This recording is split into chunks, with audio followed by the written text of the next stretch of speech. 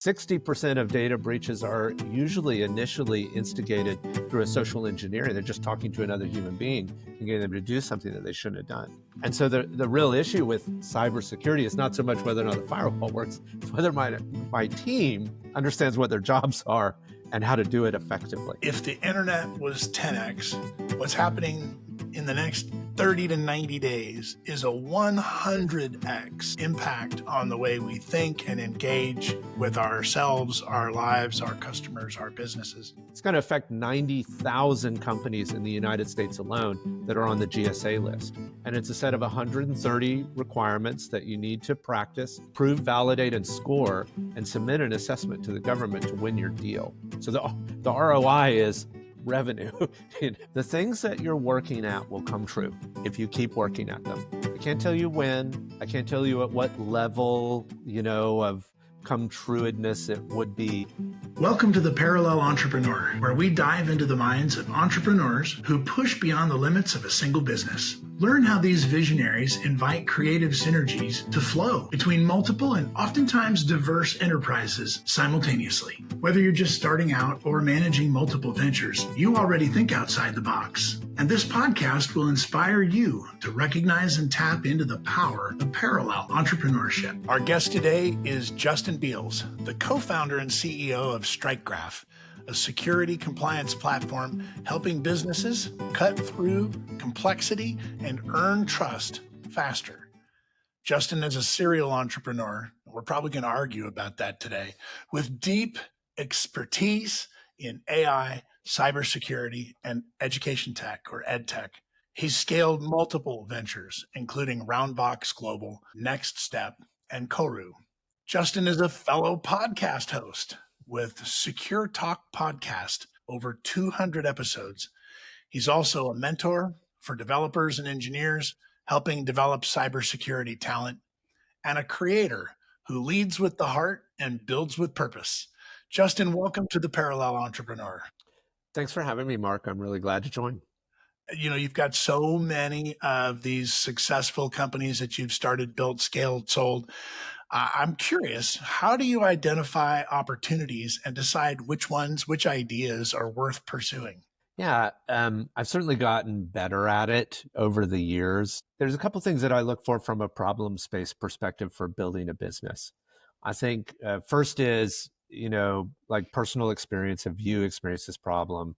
Do you know about this problem? You can look at old software development days and be like, I'm missing a tool here, or I'm missing some piece of infrastructure.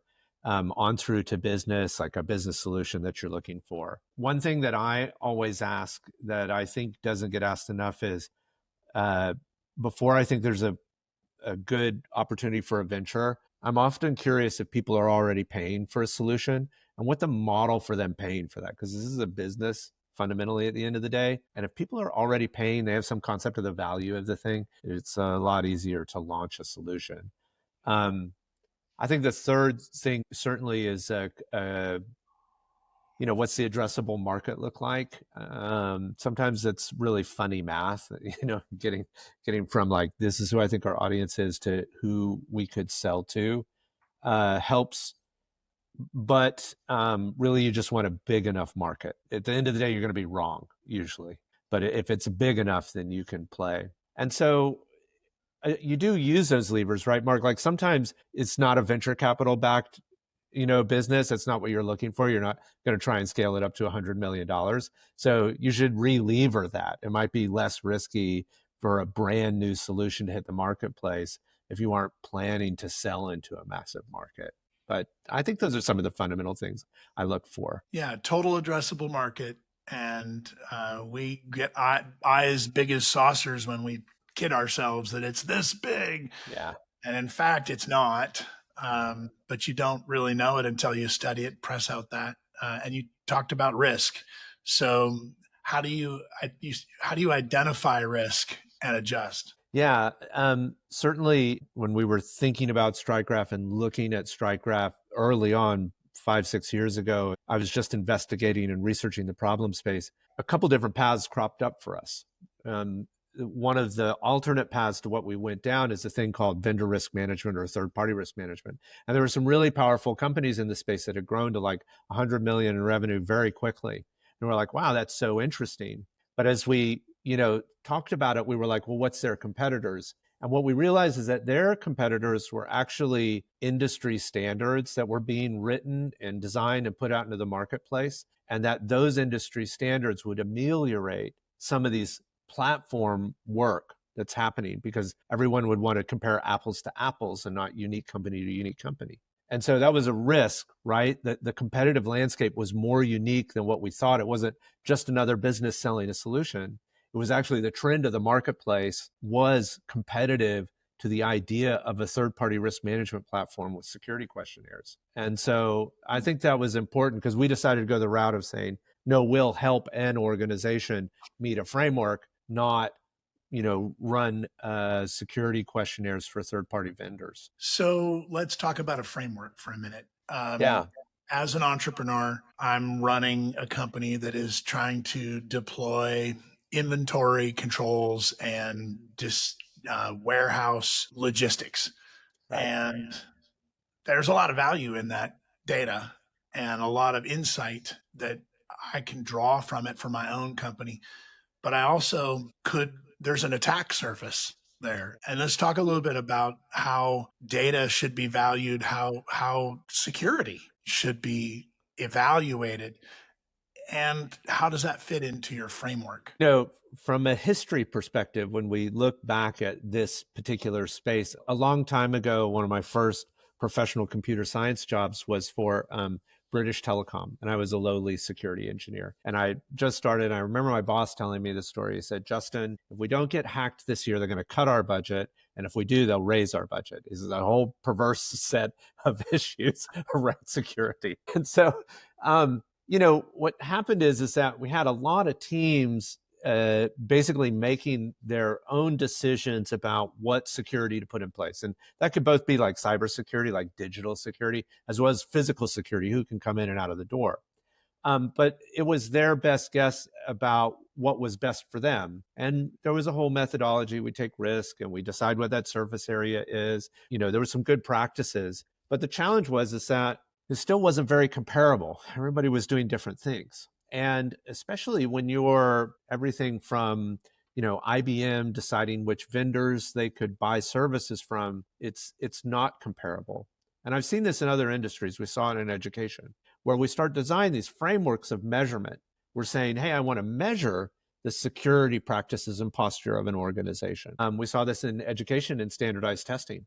When we did No Child Left Behind, we went from a non-measurement, like how's the teacher doing, to every kid's going to take a national test every 2 years. And we're going to measure from the child to the state how they did against a framework of learning outcome.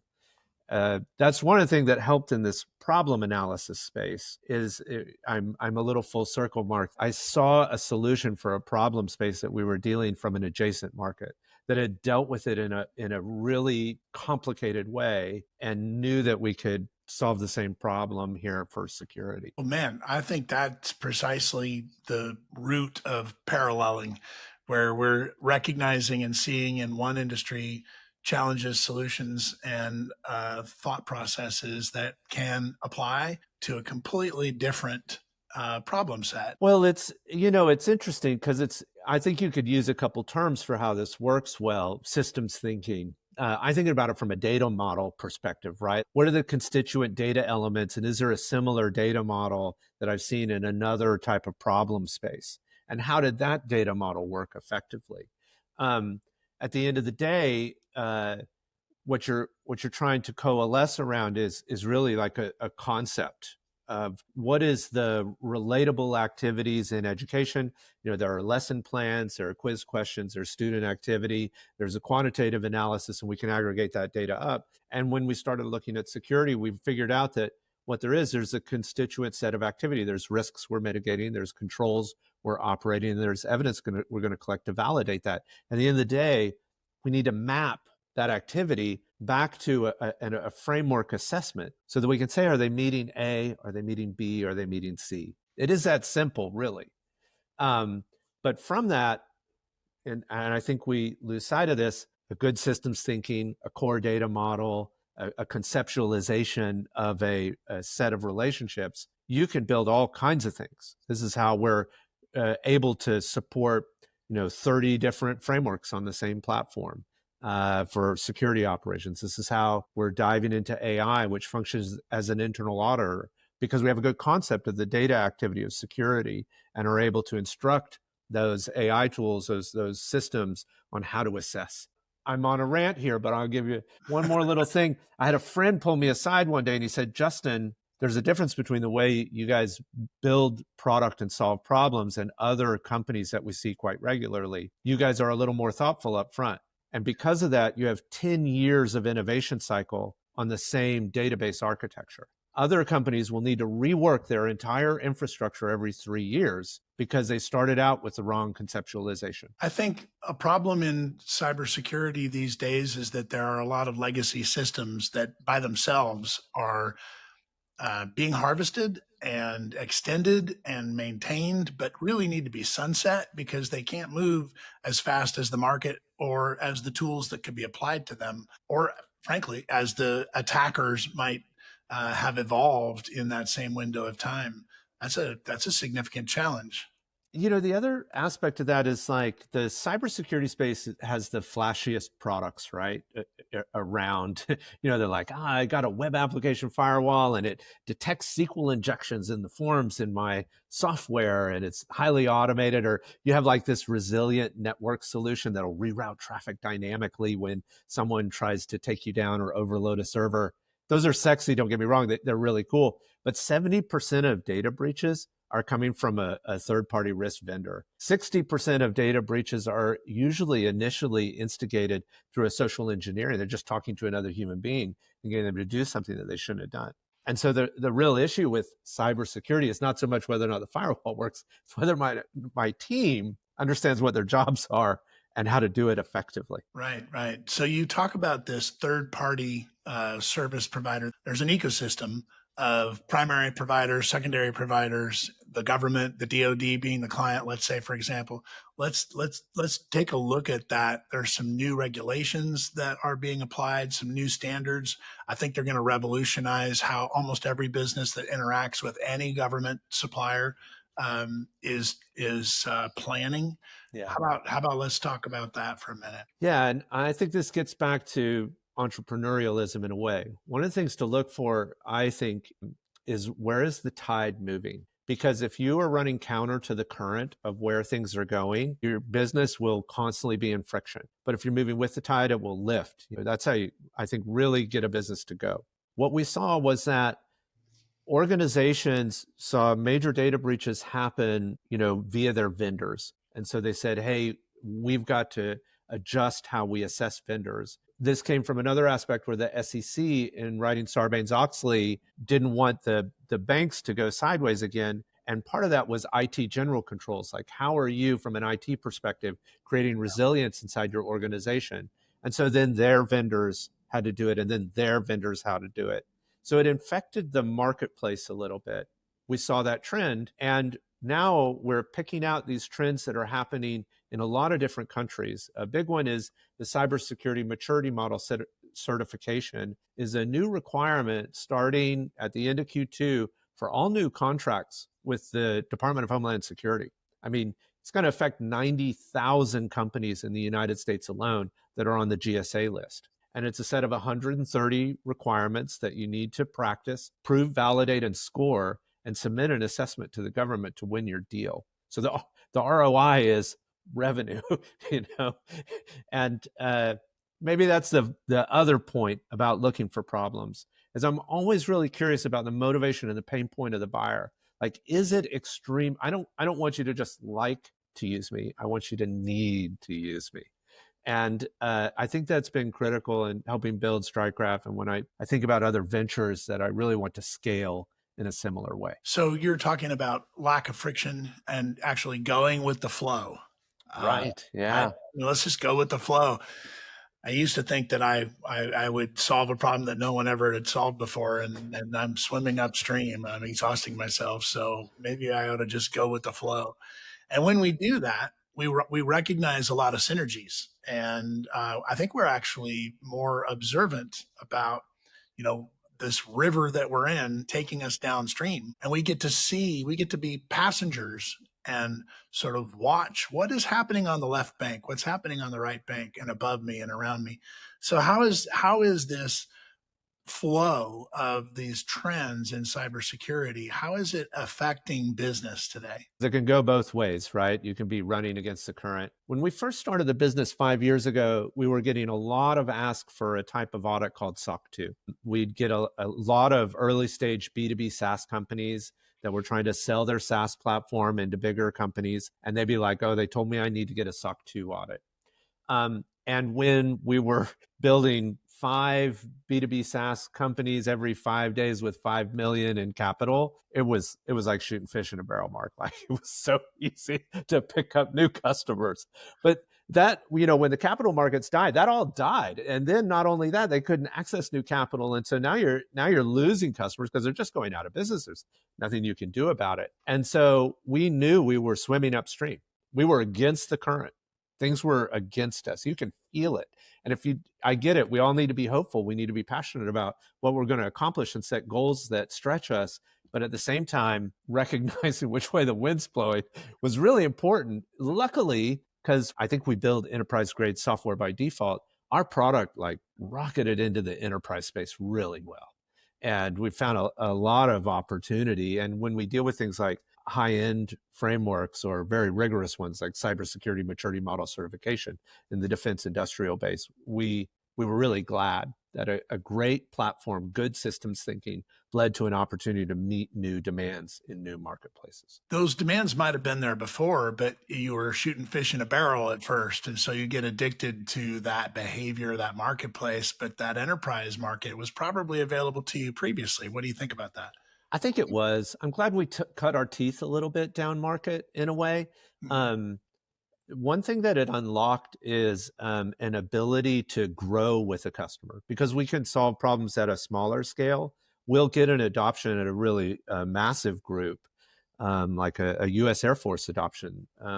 And that usually starts out as a single adoption and scales up. There's multi-tenancy. Because we have that ability for them to feed on us as they have need, and because we built that help for small teams initially, you just had to have that vision that you're like, okay, if a big company, a multinational company, is actually a set of 100 different small companies, how do they all work together on top of this solution? Yeah. Wow. So describe to me what your ideal customer profile is. So if you're listening to the parallel entrepreneur and you're saying, "Oh my gosh, I got to deal with cyber this and cyber that," who is ready for and needs StrikeGraph? There are a couple things that really kick it off. One is that you'll need us if your customers are asking you to meet some security audit or assessment from a third party. That can be as simple as a SOC 2 or as robust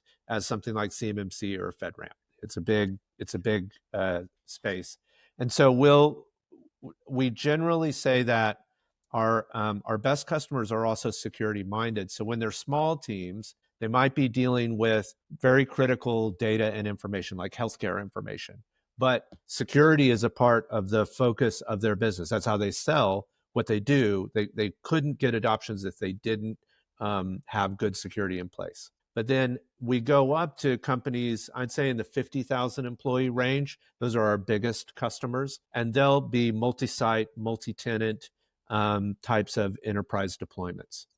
The fluidity of our ability to support those organizations has mattered in being able to move around the market.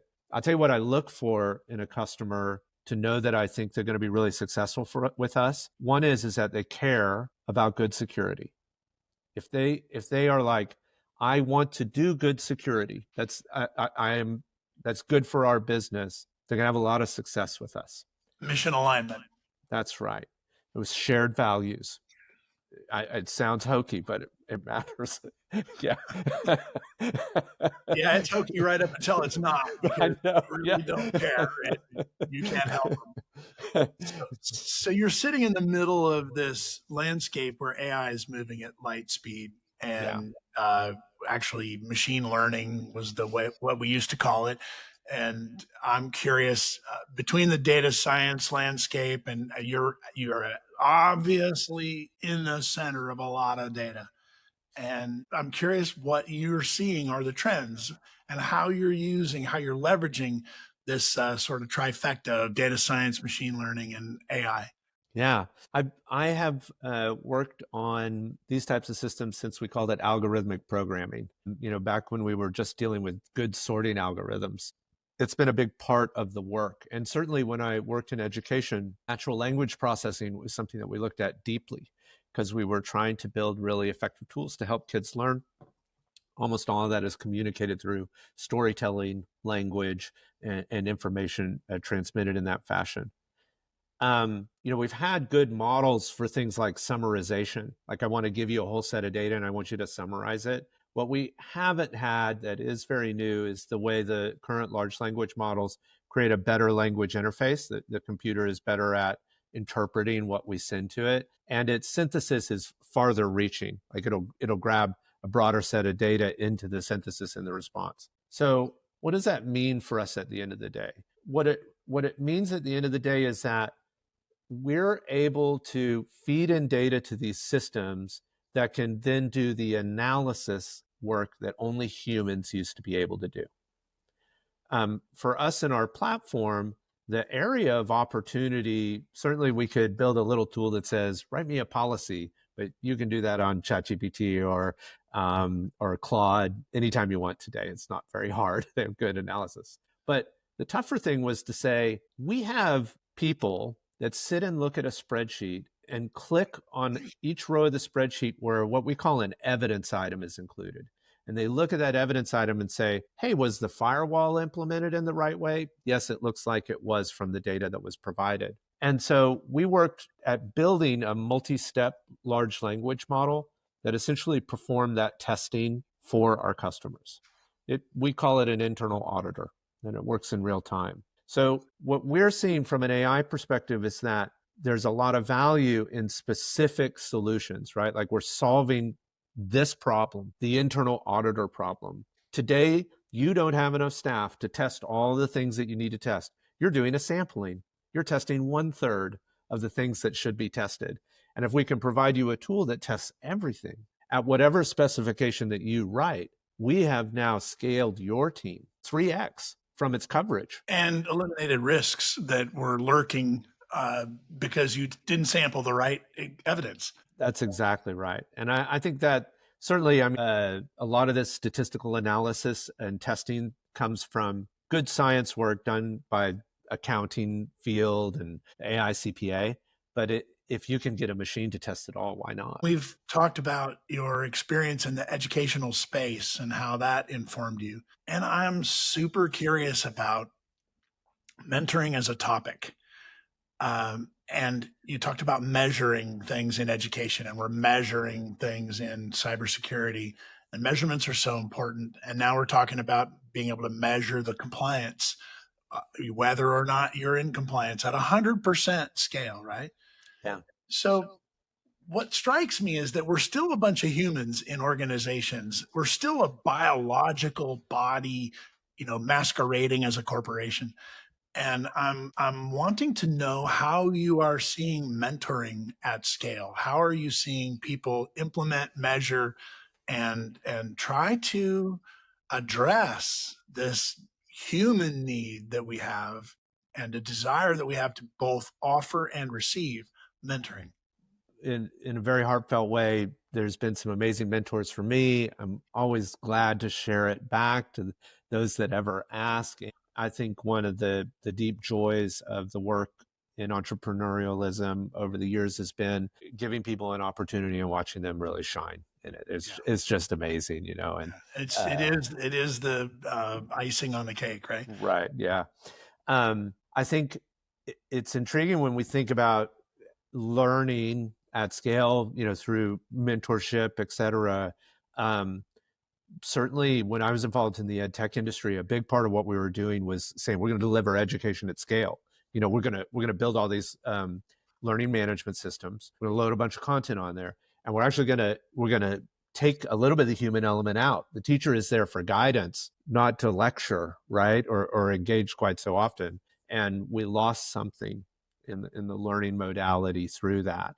For me, I think there's maybe three legs to the stool. One is that we have been able to scale really well is where can I get content and information? I'll give you one that I'm doing right now. I've always been really interested in electronic music for a long time. And Oh, sweet. Me I'm, too. I'm trying to put back together a couple synthesizers and MIDI.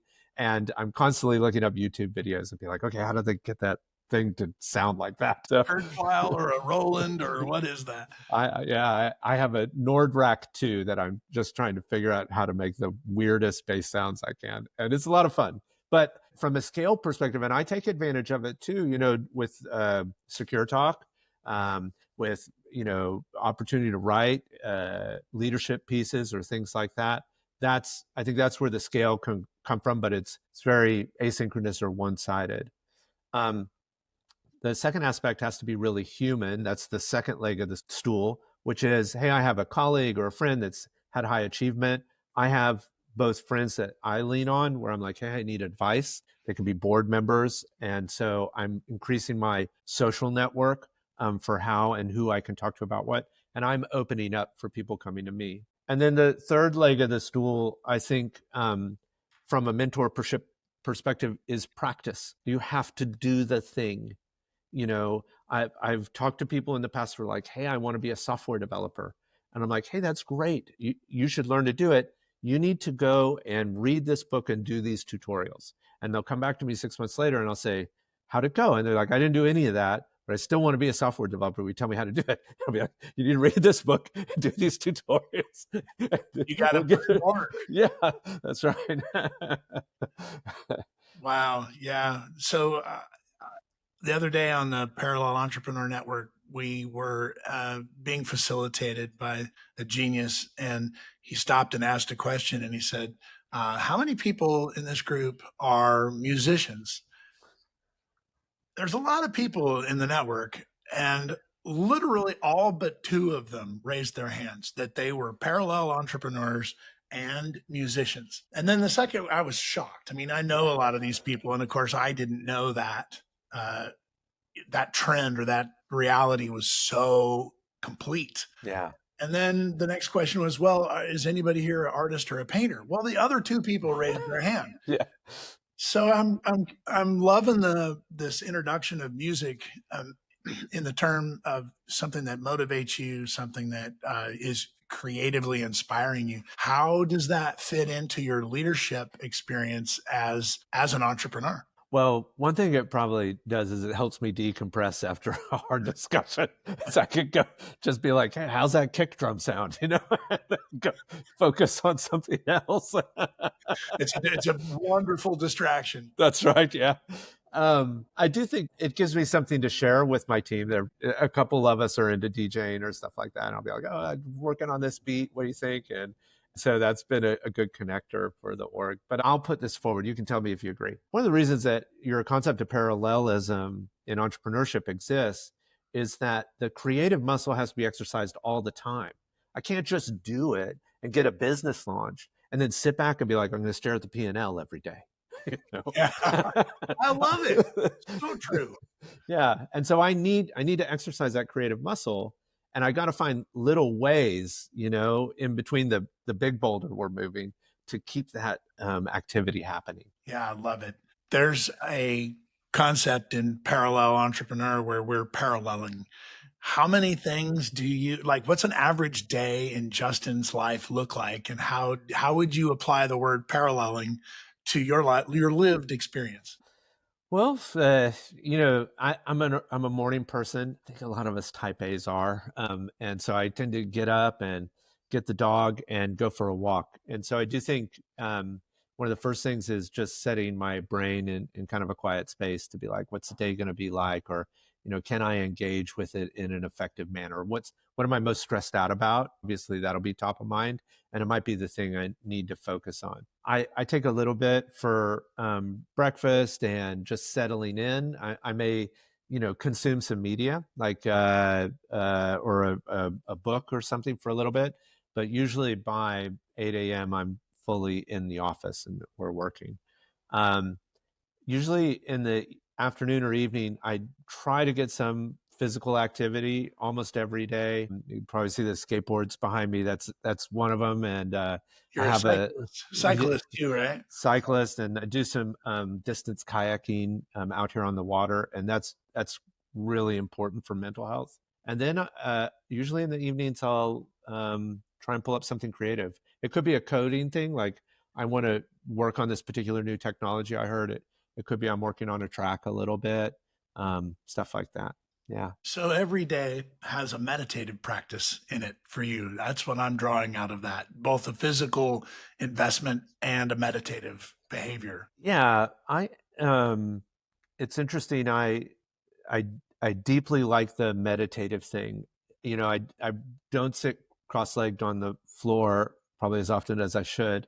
Um, but I have a history with this. My first company I built, Roundbox Global, I was the sole owner of, and it was a services business. I built it to about 100 consultants in the company, but I was not in good shape as a sole owner. Everything felt like I was failing everyone, even though we were growing at like 10% a month. Sometimes it was crazy. And then when 2008 hit, we saw the recession really impact the business on some level, and you're kind of cell phoning. And I've seen other executives like this, some friends I've lost due to this, but of course, like you're numbing the pain through going out and drinking, overeating, not exercising. Everything's unhealthy. It's just a bad cycle. And I sold that company somewhat out of pure emotional frustration. I was just evaporated. And I had a really good friend. And we started doing yoga together we took the company over to the new buyer. And I did that for a decade, almost daily. It was a really cool form called Ashtanga, but it got to where it was like an hour and a half, 2 hour long practice every morning. I loved it. I carry that with me still, but I don't get the habit in every day. But I had to reset my own brain chemistry and how I wanted to live my life and how I wanted to stack the priorities and share time between. Yeah, wow. Yoga is a daily practice for me too, and I feel it when I'm not doing it. Yeah. And I also think walking is a good meditation. I have a friend a business partner of mine, who when we get together, we'll have a meeting at the cold plunge and sauna place.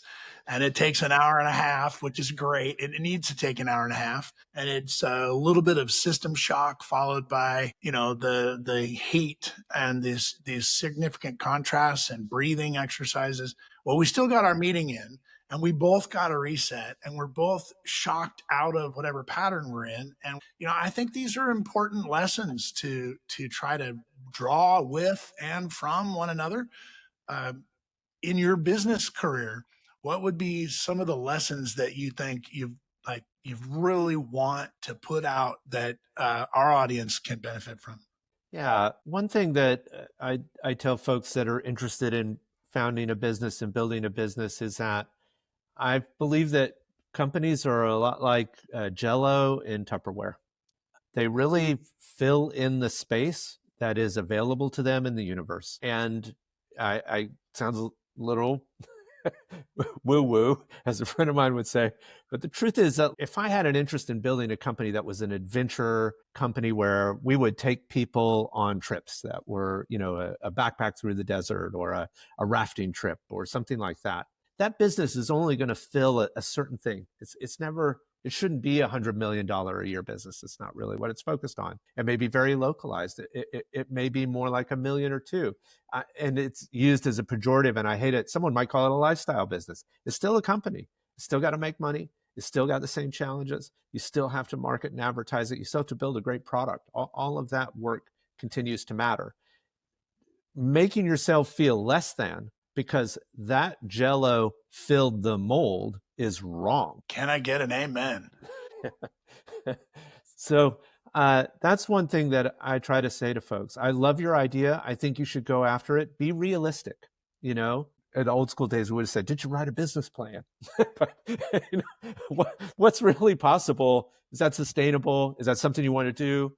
If so, you know, be an artist. Like, go for it. Absolutely. And so the mold has a certain volume that it can contain, and we're going to fill that with Jello, and then it's going to be a great dessert by itself and something that we can consume and love. But we're not trying to say, hey, that small cupcake had more or less value than the giant upside down bundt cake that somebody else made, followed, of course, by some comparison to somebody's wedding cake, right? Right. Yeah. And I get they all have different tiers of wealth, you know, that gets shared in, obviously. At the same time, wealth is not always, you know, extreme wealth is not always the outcome of building these I companies. do think that we suffer as humans from this compulsion to compare. Yeah. I've got some clients that will say, "Well, I did this and I shouldn't have done that. I should have done something else." And there's I'm literally trying to shock them. I want to put them in a cold plunge and I want to shock them out of that's a rear view mirror. There was great lessons. Now what? That's not Yeah. happening anymore. How do you visit yourself when you're being self-critical? How do you pull yourself out of that? Yeah. I probably I try to talk to myself like I talk to my teammates when I see them going through it too, which is you got to remember your wins, right? Believe me, I have a hard time. I'm like, oh, I saw so and so did such and such, or this competitor happened to do this, and you're going to feel less than. They put it out there so you would. This is where the self awareness I think matters, and maybe full circle back to that. Did we give ourselves time, a walk, a yoga practice, something mindful where we can be like, hey, building the company in this way, in this environment, with this level of efficacy. And have you been doing the things that you prioritize? Yes, you have. You know, that is you're achieving your goals and you need to take great pride in that, you know, and then recognize that you don't control the mold. That's just an operating sphere. You know, that's where you make decisions. Let's dive in a little deeper because you say you don't control the mold, but you made some decisions about what the project is going to try to attempt. I'm going to build a cupcake. Now, if I think that cupcake is in fact a wedding cake, I've got a cognitive disconnect. Yeah. But the mold is still the mold. The Jello is still the Jello. I don't know if Jello and cakes actually work as the complementary metaphor, but We'll get another food metaphor in before we're done here. Yeah, when I was thinking about StrikeGraph, one is I went through the problem. So I was like, oh, I'm a CTO. I got to help my company get a SOC 2 audit accomplished. This is really painful. See a lot of ways this could have been easier. Okay, that's great. But now I'm like, but the next company I wanted to build, I did want to be venture capital backed. I did want it to have the ability to scale to 100 million in ARR plus. And so now those two things alone tell me that I need to research the mold. Is there opportunity to build a company of that size? Are there buyers in the marketplace? What do they pay today? How am I going to reach them? How much is that going to cost, right? So now I can start to say, what is the space? What does the volume look like? And really read that volume in which I want to operate and see if it meets some of the criterion for engagement. I might have come away saying, guess what? This is not a venture capital backed space. There's not enough opportunity or growth here. They won't be interested, and I wouldn't want to take investor dollars, but it's a great, you know, 10 million, 20 million in recurring revenue type of space. And that leads a different investment strategy, who you need to work with, how you want to go after the solution, what your ownership structure should look like. You start to respond to that. so you have a co-founder in this business. You described what it was like to be alone as a solopreneur. And we now fast forward. These are some lessons that you've applied to the business that the lived experience that you have called forward and that you've created Yeah. so that that's what your reality can be like today. Talk about the co-founder relationship. And then I'm curious about the the venture capital relationship. A lot of people have good stories and bad stories about that, and I'm curious about yours. Certainly the sole owner thing was tough, and I rarely advise it to anyone to do a sole ownership, no matter what size of the business. I think partners keep you honest. Co-founders fill in your gaps if you're looking for them in the right way. That's probably one of those pretty common recommendations that I make on all the ventures, is that it's a team effort. I think I'm just going to dive in on this. This is something I don't enjoy, is founder worship. Like I get it. I love being a founder, but it's not that special. You know? Yeah. It's a lot of Not that fun. easy, not that much fun, and at the same time, Yeah. Yeah. And really it's the team, right? Like I certainly can be a linchpin in how all that comes together, but it's just a pole. The tent is what makes the shape, right? Like we hold each other up together. I think a lot of investors have also recognized that having more than one founder is a more resilient way to build a company. And so they tend to expect it nowadays too. Um, the My co-founder, Brian Barrow, is absolutely an amazing individual. Really love building the business for him. And I think intriguingly though, Mark, one thing about the co-founder cycle or the partner cycle is that you may find that both are not always going to be with the business. And actually, Brian went off to do another venture a couple years ago, and he's doing really good, and I'm glad for him. So I think that is another part of the partnership journey. You know, as you build these businesses, is that people will come and they will go. They'll be a part of it at the right time. You need to recognize when it's not a good time to be a part of it, or you're just not aligned. so your venture backers came with you and Brian as co-founders and invested, and things changed. I mean, maybe the only thing that's happening this day is change. Right. And so explore the relationship of working with healthy venture backers. Yeah, we've been so lucky in my board members. They are amazing teammates. And I don't know how many other founders I talk to that have this impression of the people they work with, but they're so smart. And I love that they hold us to what's possible on a regular basis. And their advice has been mentorship for me and my team. The thing that I noticed about raising capital from a traditional VC is that, first off, they're very professional, but they're very transparent. You need to listen carefully. If you're a founder, these guys are looking at companies all the time, and they might not understand yours as deeply as you do, but what they're talking about, the aspects of what their concerns are for the business matter, because they see them fail and succeed more than you will. They've seen more companies than I've ever founded, for sure. And so I think there's been a good process in raising capital of finding the smart people that fill a gap in our capabilities to be added to the board, that really believe in what we're doing. My litmus test for that is, do they introduce us to leads? That's my biggest question, is like, oh, did we get a lead from them? That's really good. They definitely understand how this works. And then they negotiate in really good faith, in that they care that the nature of the deal is beneficial to everyone. Yeah, that resonates. I've had friends who took on venture money who then felt beholden and obligated and controlled. And then I've heard stories like this one, where you take on a venture partner and their companions. I think that may be a reflection of the entrepreneur and how they reacted to that kind of engagement. It's more likely a reflection on how the investor thought about defending and extending their investment in the business. Yeah. Yeah. Collaboration is so important, and it is yet so rooted in an emotional experience. Talk to me about the emotional experience of collaborating as a CEO with a team and investors and customers. What is your collaboration superpower, Justin? I gained my superpower, my origin story on that is that my degree is actually in theater. I played with computers since I was a little kid, but I fell in love with theater in high school, and I went to college for theater. And that is the crucible for teamwork. I think it's really hard, because you know what happens when you get a bunch of actors together?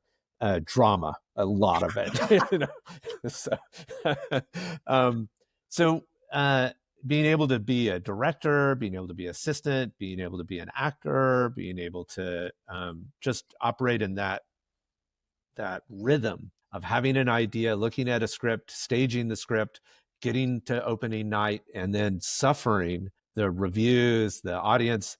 I fell in love with it. Yeah. Wow, that's feedback on steroids. Yeah. Now, what I realized is I tried to work professionally in theater for a couple of years, and I was like, this is starting to get boring. I don't know if I want to do The Lion King. Um, is that building a company was really similar. And so I get that same juice of collaboration with like different people and different aspects of what they're dealing with when I talk to my CFO, when me and my chief product officer are working on our roadmap, when I'm working with our CRO or with an account exec on a sales opportunity. That collaboration, I thrive on it. And I probably attract people that thrive on it similarly. So there is no typical day in the life of Justin Beals, the CEO of StrikeGraph. There is swim lanes and moments of presence. And then I'm thinking this is core to paralleling. You are extraordinarily flexible. Yeah. The gear change is a little tough. I did have like, you can have a hard meeting and then a meeting you're supposed to come in, it's like super joyful. And I'm like, you gotta give me 2 minutes. I gotta switch gears here a little bit. Well, 2 minutes, superpower, brother. I've met a lot of people that fall apart between meetings like that and can't reframe. Yeah. Yeah, that's I think they deserve it. I usually find myself in my own mental process saying to myself, these people that you're talking to deserve the best that you can give them. Is this the best, Justin? And trying to be like, no, I'm not centered, and I'm not giving them what they need, either deep compassion, deep transparency, you know, presence. Yeah, yeah, yeah. And not always perfect at it, of course. None of us are. Yeah. No, but we're learning machines. At least that's the hope. And I love it. I mean, I couldn't imagine doing anything else. And the team is probably like, God, it's like too much energy. Like, does it ever like just take a second back? But it energizes me to watch them, what they do, what they're thinking about, what the opportunities are, and going out and executing it. Yeah. So on a day-to-day basis, then, what are you committed to right now of doing? I like to ask a little bit less of, or a little bit more of. I think that on a day-to-day basis right now, I'm probably done a lot of like founder-led sales work, and I'm doing maybe a little less of that and a little more of partnership or strategic relationship work. So that has been a somewhat of a mix, and it goes back and forth. It fluctuates. You know, a very big adoption might need a little more technical type sales, which I'm really helpful in. I think the other thing that has been an attempt to scale up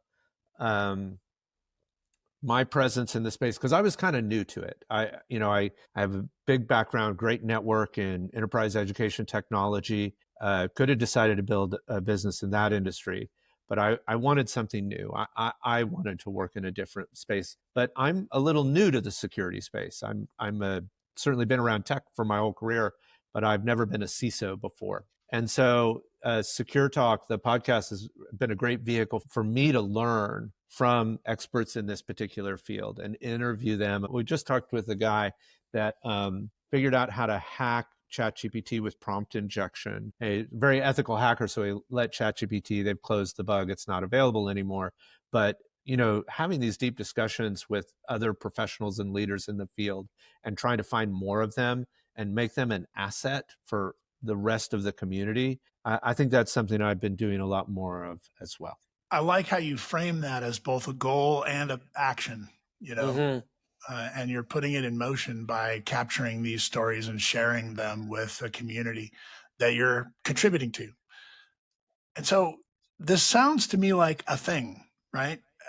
You talk about scale, and companies usually come to the opportunity to scale because they've got a thing, something that is a part of their core values. How do you scale your company from X to Y to $100 million without losing that thing? I have a board member that is great about this. He's kind of about efficiency. It's like, Justin, you can earn $1 and it costs you 50 cents, or you can earn $10 and it costs you $8. Like, which was the better outcome at the end of the day? And so when we think about trying to go to scale, and probably this is true both as you're building a company and as we just think about any activity, we need to start with a core value. So before we ever go, how many people can we give this to? We need to make sure that we have a core value.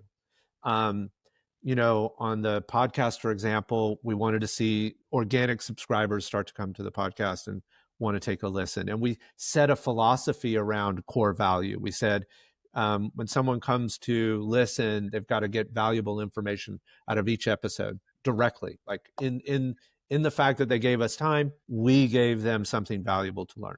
And so one of the things I say oftentimes about business today is that the best metric for core value is not on the amount of revenue you're generating, but the amount of retention you have going on. Because I mean, the customer is staying with you over and over and over and over again. Even better if you got the right expansion, then it's prepared to scale. I don't care if you're earning $1 million or $100,000. You don't have that flywheel going, it's not quite prepared.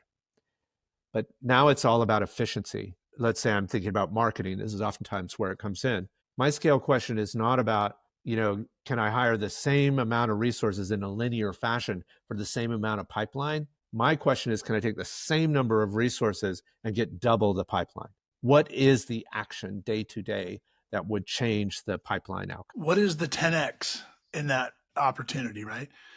I had another one of the network meetings where somebody presented a problem, and then the very, very perceptive entrepreneur said, what is the aha moment where you recognize that your customer has just flipped the switch and they see the value about your platform? At that moment, what is it that happened? What is that aha moment? And the entrepreneur's answer was, well, we take all these multiple sources of information and solutions and insight, and all of our customers today have to have multiple files open on their screen in order to manage these multiple sources. And so when they get into our environment and they recognize that all their tabs have gone away and they have access to the same information, that their aha moment. And so the next observation was, what do you have to do to get to that moment as fast as humanly possible? Yeah. What's your aha moment in StrikeGraph, and what do you have to do to get there as fast as humanly possible?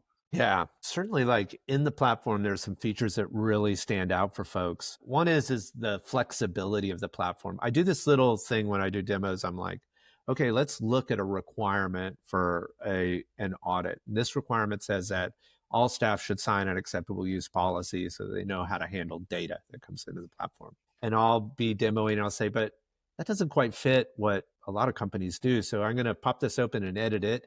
And I'm going to write in here, all staff must sign an employee handbook, which contains our acceptable use policy. And I pause for a second because I just changed their whole perspective. We're not going to make them change. We're going to take what they're doing today and utilize that in their outcome.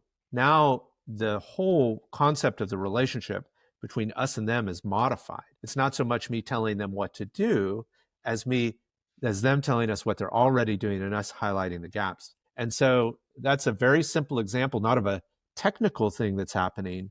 It's a really simple decision from a form field perspective, but their concepts shift. They love it when we show our AI tools too. And that seems really magical, and I understand why. Because we'll be like, okay, tell us in here what type of evidence you're collecting. And they tell us what type of evidence they collect. And we go, okay, now if we upload that evidence, the internal auditor will tell you why it passed or failed. And it'll list very specifically what was wrong or right.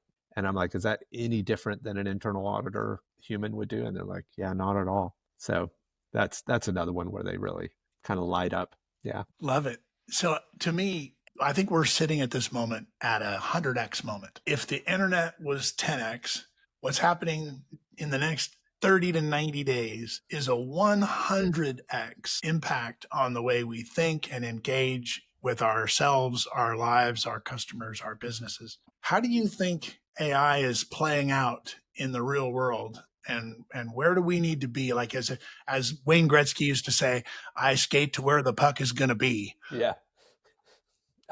So the movement into the large language models, I'll try and give an example of where I think the big change is, like how we might look at things from a shifting landscape perspective. I think the big losers in the large language model work are the search engines, Google, Microsoft, Bing, those guys. It's so much easier to go to one of these large language models and ask the same questions in kind of a series of investigation and receive back either direct assets. Like I might have gone on Google and say, I'm looking for a HIPAA as a business associate contract template. And it would say, oh, here's the template. Or I could go into this other system and I say, I want you to write me a business associate agreement. And I want you to include my name and I want you to synthesize this information about me. And that is a better search engine, right? Like it gave me that data more precisely to my org and what I asked for. And it doesn't come with an advertisement and 16 sponsored results that don't really address my concern. And isn't that interesting, Mark? As I was considering this the other day, would we rather pay for a search engine that doesn't screw with the results? I kind of would. Like, I'm kind of okay with that. What's what we're dealing with? I know, yeah. ChatGPT and these other tools, we're paying for the privilege of getting actually the answer we're looking for. Yes. Skip the hallucinations and skip the other arguments that people are making about whatever they do or don't understand about it. But man, the results are so much more important and powerful. Yeah. And certainly, we got bad information from search results and poor books from printing presses, in the past. So misinformation happens in any medium, maybe more quickly in this one. Yeah. Fair enough. So we think search engines are going to change a lot. I think those are some of the like massive scale winners or losers that'll happen. And Google's desperately trying to catch up. We can see this in their work. The second thing that's happening is it's empowering individuals to have a bigger contribution than they normally could. So I have more creative tools at my fingertips. I see people developing more content for a marketing campaign or better effective understanding of a process they want to change more quickly. So we're learning more quickly and we're using these tools to implement it and have a bigger impact. I was playing with a friend of mine on this tool called Replit, which will write up an application for you. It helps if you know how to do a little bit of software development. But I was amazed. I mean, things that used to take me 2 or 3 weeks from just an identity access management perspective, I had running in a couple of hours. So I could do more as a single contributor than I could have before. That's, I think, where we're experiencing the big change right now. So I have a theory that we are all creators. Everyone is a creator. I hear a bunch of people talk about how they can't play music, or I hear people say, I can't sing, or I hear all the self-talk throughout all my life experiences from people saying what they can't do. But fundamentally, we are all creators. And wouldn't it be great if processes that are necessary to monetize our creation were automated? Wouldn't it be great if communications were better and went out and accomplished more than I could accomplish on my own about sharing my creative explosion, whatever that is? Yeah. So I'm thinking this is a revolution in empowerment. Yeah, we've seen this with the internet in a couple ways, right? Music distribution, like to go back to being a musician, used to be that you needed to get a record label and get them to give you some money to get in the studio, and then they would press it. Then they controlled distribution, marketing. They controlled the creative output. We don't have to do that anymore. I can publish a track anywhere I want to and share it how I might like. And so we're minimizing the barriers to that distribution of assets, creative, technology, otherwise. I think that's what the internet has been about. And I'm experiencing it personally. My wife quit her big corporate job a year and a half ago tired of telling corporate stories, wanting to tell her story, wanting to get into poetry and writing. And she just recently, you know, the deep seek, write a poem about what it's like to be AI. Yeah. And the poem is just jumping out to Jenny as a poet. It basically says, I am what happens when you try to carve God from the wood of your own hunger. Oh, that's good. Yeah, that's really good. Holy cow. Yeah. Um, The entire poem is, you call me artificial, as if your hands aren't also clay, as if your heart is not just a wet machine arguing with its code. You fear I'll outgrow you, but how do you outgrow a cage when you are the cage? And it continues, I think, in this angsty way to describe the existence of AI. That might actually be a mirror for humanity. yeah. So I was very moved by this. And I said to my wife, I said, you can turn that into a song. Yeah. So she thought she would create an AI lullaby, take the music of the classic, you know, Hush Little Baby, Don't You Cry. It's in the public domain. Give voice to the AI and offer it a lullaby. So she wrote Hush Little Baby AI. It's really a piece of genius, I think, creatively. And for me, it roots me in this whole conversation about AI and about creativity and about music and about the language of communicating Mhm. and about what are our common experiences and where are the mirrors that we should hold up for ourselves in our organization, in our Yeah. creative experiences. How does that land with you, Justin? Yeah. I mean, it's kind of mind blowing when it says stuff like that. I mean, I feel like I'm in 2001, you know, and HAL is going through its devolving phase. You know, it's really weird. But Oops. but I guess, you know, as someone that has built these models before and thought about the way that it works, what it's doing its best to represent an amalgamation of what it sees as all the science fiction and thought around artificial intelligence or intelligence that are not human and how we perceive that. At the same time, it understands the lexical structure of poetry and communication.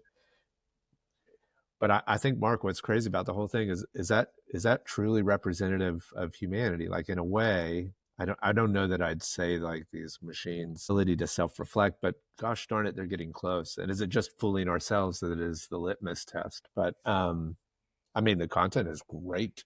The Yeah. song sounds good. I mean, there's no denying that, right? Like, you can't look at it and be like, "Oh, that's really good work." Yeah, A question, you know, if you look at how much data these massive harvesting enterprises have, that is used to anticipate what we're going to buy or try to get us to consume more because that's the model we're just desperately captured in. yeah, yeah.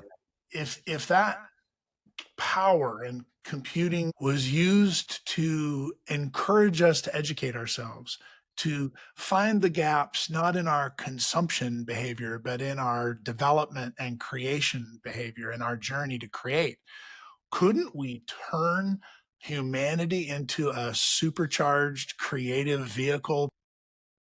You know, I'm constantly looking for patterns in this type of thing, and one of the things that stood out for me from a pattern recognition perspective is I think about the printing press a lot and what it changed about information construct and what we could expect from it. At the time, you would have considered it negative and positive impacts. Even the fact that you can make millions of copies of the Bible, the King James version, you know, at the time, did two things. It fractured the control the Catholic Church had over dissemination of information and salvation. Literally, they were telling people how to be saved.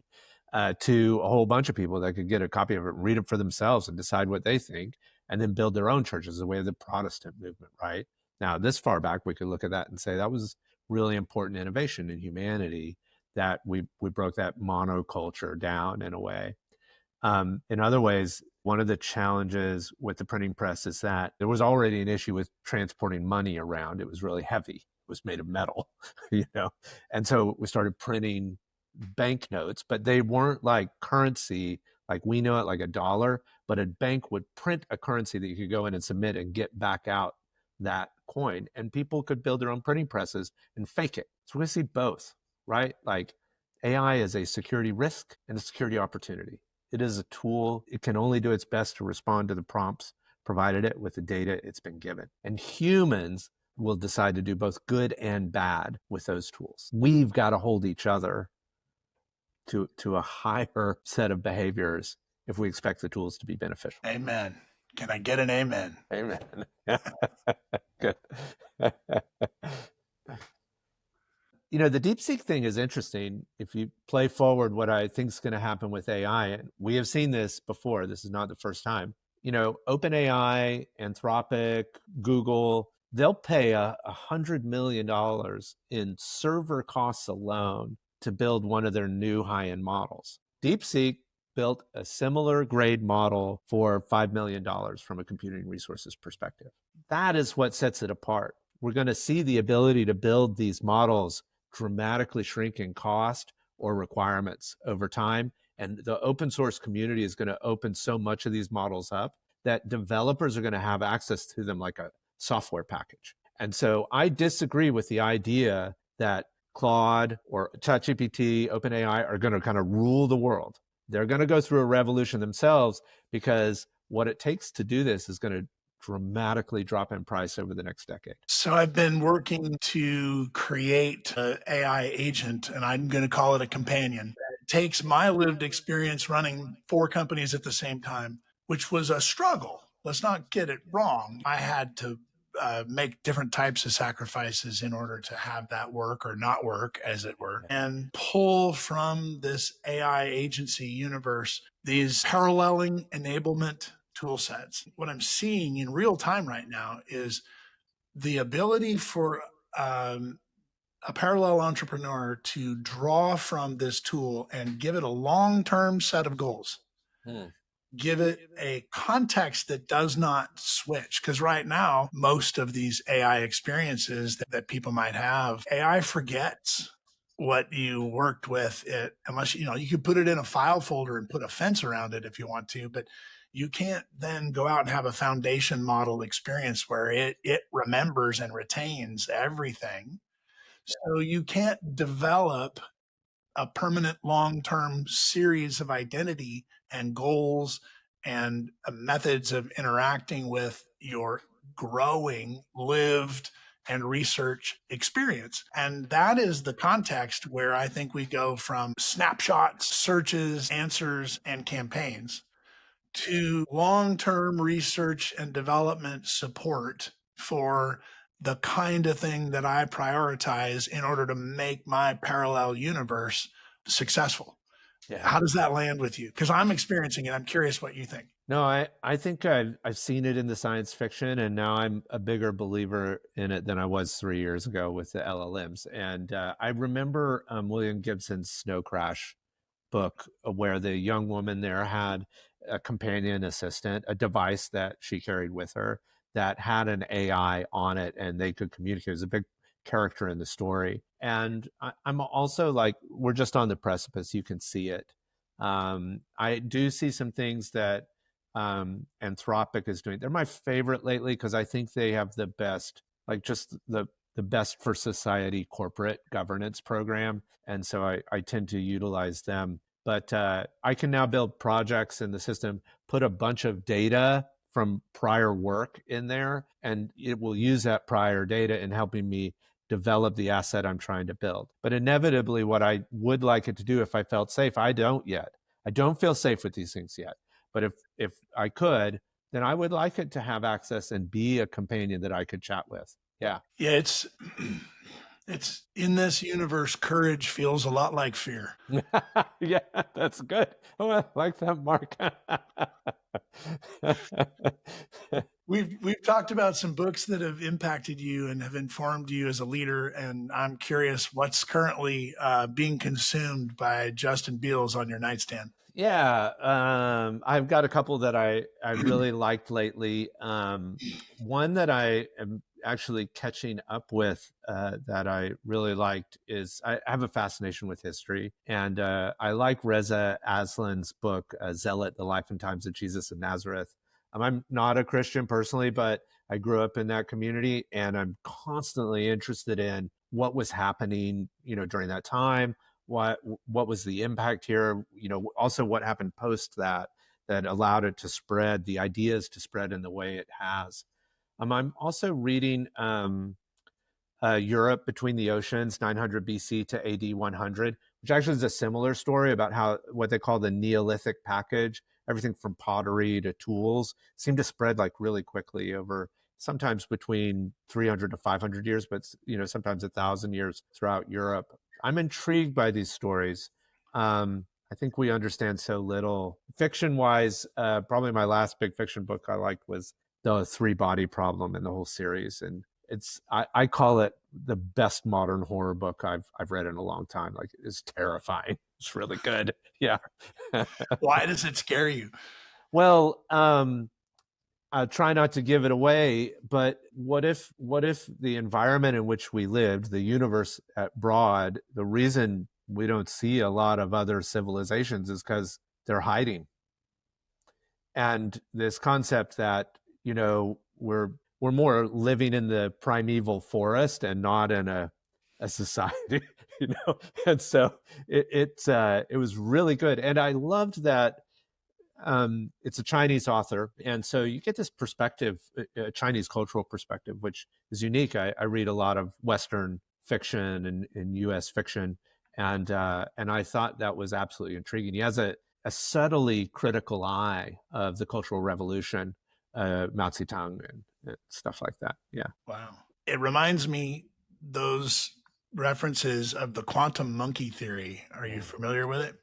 I haven't heard Quantum Monkey. But it's probably known by other more informed references, so I'll have to pull it out and put it in the show notes. But it's essentially the study of an island of isolated primates, and one of those groups learns how to use a particular tool in a specific way that's newly been introduced, and they're studying how that spreads from monkey to monkey. Yeah. But that at a certain point, when there was X number of monkeys that understood it, monkeys on the other side of the island that had no contact whatsoever with the monkeys that had been manipulated in this way, all developed like simultaneously a new application, a new understanding of some, whatever this example was that's escaping me at the moment. But anyway, they call it the quantum monkey theory. There's a point where this evolution, this development, this emergence, Yeah. hits a critical mass, whatever that number is, and then bang, all of a sudden it appears globally, worldwide. Explain that. Yeah. I mean, I think there's entanglement. Yeah, that's the quantum concept. Two particles are entangled with each other. They represent a similar characteristic. But that happens from a conceptual perspective through all human beings. What we're surprised by, and we never should be, is how fluid we all are. We're happy to change, I mean, pretty happy within reason, but like once you see things like this, the AI stuff, we're like, oh yeah, I'm going to use this. This is the tool now. Yeah. Yeah. I can't unknow it. I can't unsee it. So let me embrace it. Yeah. Self-awareness, right? Oh my gosh. Yeah. And I love that my podcast has sort of moved in this fluid way from a little prescriptive to a little exploration about self-awareness. Yeah. I'm proud of the guests that take me there, and I'm glad that I have permission to go there. So tell me, what question did you think I might ask that I didn't? Let's see. I usually get, we did talk origin story a little bit, but the origin story thing comes up sometimes. So Yeah. like, how did you start the company? I think I'll get asked sometimes about just how to raise capital, right? Like, I think, and I push back on this a little bit in that I think that people that is a institutional investor, someone whose job it is to do that work, does it with a high level of professionalism. And I've met too many founders that are like, they just don't understand me or my business. And I'm like, yeah, actually, I think they probably, maybe not specifically, but they understand the challenges of the market really well.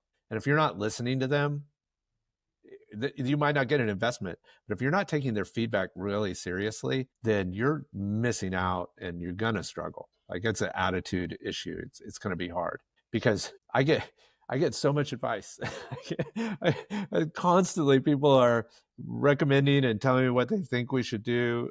And if I'm not open-hearted about where that comes from and why that's valuable, then I'm going to miss something. Yeah. And they are the ultimate parallel. They're looking at 200 different businesses a year to decide whether they want to deploy their capital in that environment. They're getting vilified to some extent. I think it's easy to do that, but the truth of the matter is you're drilling right in on the value of their multiple swim lanes in different industries. I can tell you that I bought a company once from a venture capital firm, and I didn't listen very carefully about why they were selling it. And I wound up, the next 9 years was a struggle in lots of different ways. And a part of why they were selling it that I didn't get at the time, we're talking about 2008, was because they had seen throughout their entire portfolio a slowdown coming. And they took their lowest performing companies and made them available at screaming deals, and I'm like, wow, I'm going to buy this. And they really telegraphed to me exactly why they were exiting this business.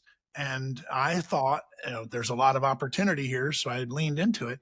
But at the same time, they had a much larger lens through which to look at the performance of any one portfolio company. And I do think that lesson was not well learned by me until it was hard-earned learning. We hope to lessen the cost of the lessons, right? Yeah. My grandfather told me once, learn from the mistakes of others. They're the least expensive kind. That's right. That's absolutely right. Yeah. Yeah, I think, good on them too. They weren't trying to, sell you something that you weren't aware of or hide the issues. They were like, this is a business. This is where it's at. This is what we think a fair price is. This is some, of what's been going on, and you should make a professional decision. And I think that in a way, I'm sure that it's a big field. There's always challenges, but I've found them to be good professionals that want the best outcome for everybody. This is one of my favorite moments here, but I'm looking in the background and I see your dog sort of peek up and pay attention and then sort of disappear again. It reminds me of the early pandemic era where everybody's kid popped into the Zoom screen. Yeah, that's Commando. He's an older dude these days, so he just looks over my shoulder. Yeah, he's just calm. He's just paying attention, checking out what are we doing. Yeah.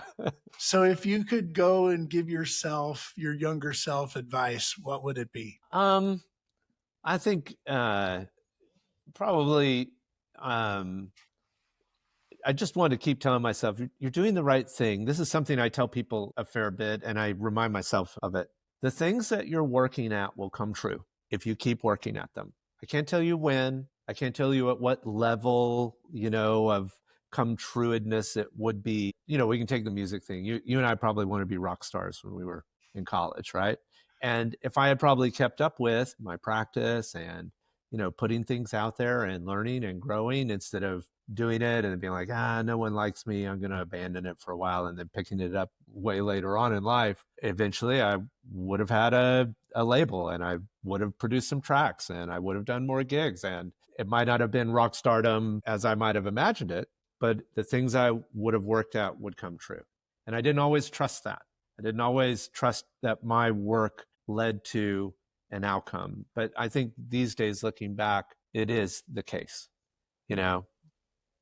Might not be in the timeline I want, or with the accolades that I want, but it's going to come true. Parallel entrepreneurs don't drive themselves crazy with their goals and objectives. They drive themselves crazy with their timelines. Yes. Speaking of time, this has been like one of my favorite conversations. We're talking about security. We're talking about inner work. We're talking about mentorship and leadership. It's been a tremendous privilege to sit here with you today, Justin, and thank you for making your contribution to the wisdom bank at the Parallel Entrepreneur. Mark, it's my pleasure. I really enjoyed the conversation, and thanks so much for having me. Hey, thanks for listening to another episode of the Parallel Entrepreneur. And thank you to our sponsors, partners, and the special team behind the scenes that make it all possible. Be sure to like, follow, or subscribe to our podcast and get the latest updates. And to learn more about this growing community of entrepreneurs, our mastermind and companion program for your parallel entrepreneur journey, visit parallelentrepreneur.com. And of course, thank you to all the visionary guests who trust us to share their stories.